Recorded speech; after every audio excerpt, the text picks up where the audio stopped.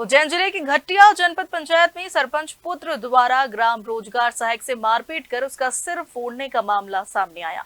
घटना के विरोध में ग्राम रोजगार सहायकों ने जनपद सीईओ और थाना प्रभारी को ज्ञापन सौंपकर सख्त कार्रवाई की मांग की है।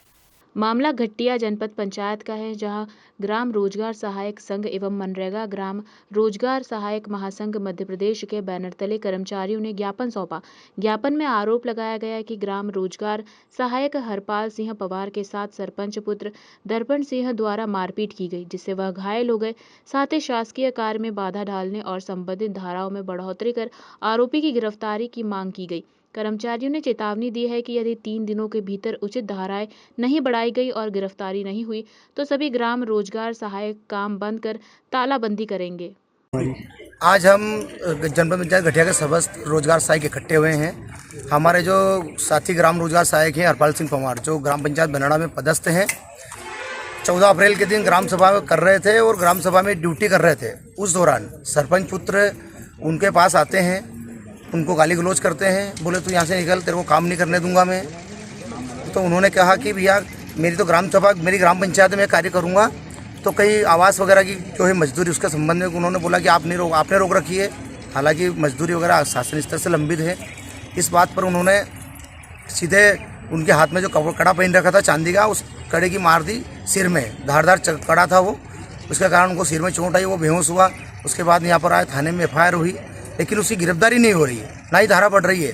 जब शासकीय काम कर रहा था तो वह व्यक्ति, तो शासकीय कार्य में हम बाधा के लिए प्रकरण दर्ज करवाने के लिए हम आपको ज्ञापन दिया। 14 अप्रैल की ग्राम सभा में सहायक सचिव और सरपंच पुत्र के बीच में कहीं विवाद हुआ, ऐसा बताया है।